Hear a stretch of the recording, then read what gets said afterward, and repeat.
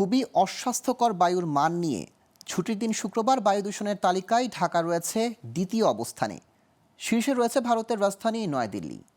বেলা 11টার দিকে এই তথ্য জানিয়েছে বায়ুর মান পর্যবেক্ষণকারী সংস্থা আইকিউএআর। সংস্থাটির সূচক বলছে এদিন বায়ু দূষণের দিক দিয়ে ঢাকার স্কোর ছিল 261, যা বায়ুর মান পরিমাপের ক্ষেত্রে খুবই অস্বাস্থ্যকর হিসেবে বিবেচিত। নয়াদিল্লির স্কোর ছিল 603। তাদের বায়ুর এই মানকে বিপর্যয়কর হিসেবে দেখিয়েছে আইকিউএআর। বিস্তারিত জানাচ্ছেন আঞ্জাম খালেক। শুক্রবার সাপ্তাহিক ছুটির দিনেও ঢাকার বাতাসের মান মারাত্মক খারাপ। বায়ু দূষণে বিশ্বের 126টি শহরের মধ্যে রাজধানী ঢাকা দ্বিতীয় অবস্থানে আছে।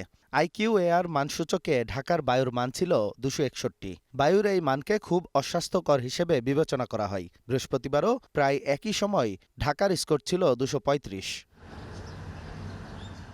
বায়ু দূষণের পরিস্থিতি নিয়মিত তুলে ধরে সুইজারল্যান্ড ভিত্তিক প্রতিষ্ঠান আইকিউএআর। বাতাসের মান নিয়ে তৈরি করা এই লাইভ বা তাৎক্ষণিক সূচক একটি নির্দিষ্ট শহরের বাতাস কতটা নির্মল বা দূষিত সে সম্পর্কে মানুষকে তথ্য দেয় ও সতর্ক করে।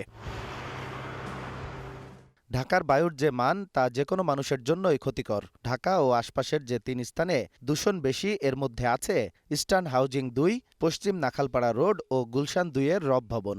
ঢাকার বায়ু দূষণের প্রধান উপাদান হল বাতাসে অতি ক্ষুদ্র বস্তুকণা বা PM2.5 এর উপস্থিতি। শুক্রবার ঢাকার বাতাসে এর উপস্থিতি বিশ্ব স্বাস্থ্য সংস্থার মানমাত্রার চেয়ে 37 গুণ বেশি।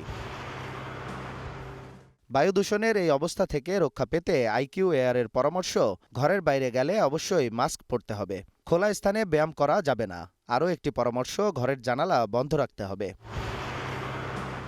বায়ু দূষণের তালিকায় নয়াদিল্লি এবং ঢাকার পরে 230 স্কোর নিয়ে তৃতীয় অবস্থানে রয়েছে পাকিস্তানের লাহোর। বায়ু দূষণ অ্যালার্জি থেকে শুরু করে ত্বকসহ সবকিছুকেই ব্যাহত করে, আর এসব কারণে শ্বাসকষ্টজনিত সমস্যা বেশি দেখা যায়।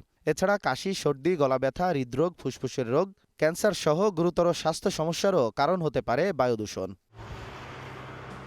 আঞ্জাম খালেক, গ্লোবাল টেলিভিশন, ঢাকা।